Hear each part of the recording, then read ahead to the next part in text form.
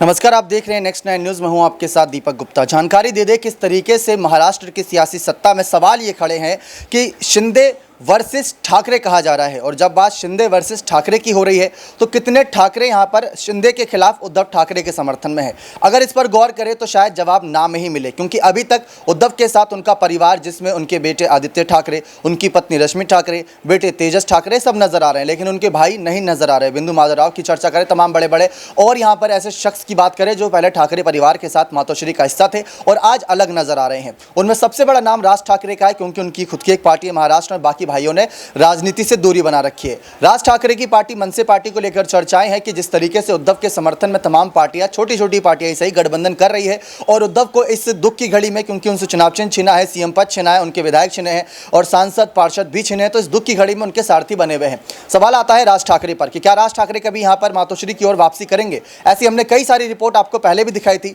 लेकिन शायद अब ये जानकारी आपके लिए और ज्यादा इंपॉर्टेंट हो जाए, क्योंकि हमारा चैनल लगातार राज ठाकरे से जुड़ी तमाम बातें आप सभी तक बतला रहा है। लेकिन अब एक बार फिर से आपको बता देते हैं कि आखिर राज ठाकरे का फैसला क्या था। दरअसल जब पूरी तरीके से बगावत हो चुकी थी, बगावत होने के बाद उद्धव ठाकरे अलग पड़ चुके थे और शिवसेना चुनाव चिन्ह की लड़ाई चल रही थी, तो शर्मिला ठाकरे से सबके सामने पूछा गया कि आखिर उनका क्या मानना है, जो कि राज ठाकरे की पत्नी है, कि अगर उद्धव ठाकरे को आपके पास वापस भेजा जाए और या फिर आपको वापस जाना हो तो आपका क्या फैसला है। तो उन्होंने अपनी राय साफ रखते हुए ये कहा था कि पहले मातोश्री से पहल होनी चाहिए। उनकी बड़ी शर्त यही थी कि अगर मातोश्री से पहले पहल होती है और उनके इस बार विचार अलग रहते हैं, इस बार इनकी सोच अलग रहती है, तो क्यों नहीं हम हाथ मिलाएंगे, हमारे भाई हैं, हम जरूर हाथ मिलाएंगे। जिस तरीके से उन्होंने अपनी बात साफ तरीके से रख दी थी, तो उनके इस बयान से साफ पता चल रहा है कि ये पारिवारिक दूरियां हैं, ना कि राजनीतिक। अगर ये पारिवारिक दूरियां मिटानी है तो इनको बातचीत करके ही मिटाया जा सकता है, लेकिन शायद उद्धव ठाकरे एक अलग ही गुरूर में है और गुरूर किस बात का ये पता नहीं, लेकिन उनको पहल करनी होगी, क्योंकि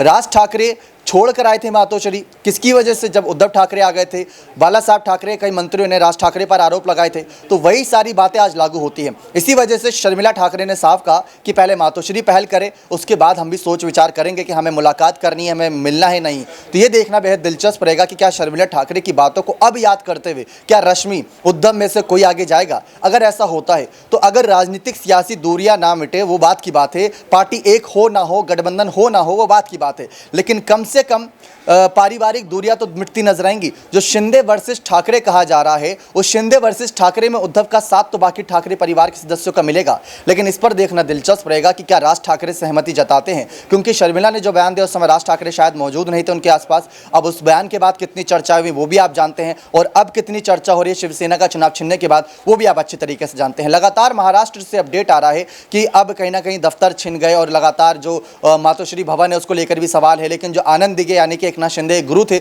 उन्हीं के घर को नया दफ्तर बना दिया गया है शिवसेना का। तो ये भी अपने आप में कई सारे रोचक फैसले। अब देखते हैं किस तरीके से महाराष्ट्र की सियासी सत्ता राज ठाकरे और उद्धव के फैसलों से बदलती नजर आएगी, खासकर शिवसेना चुनाव चिन्ह को लेकर। बने रहे चैनल के साथ, ऐसी और तमाम जानकारियों के लिए बहुत बहुत धन्यवाद।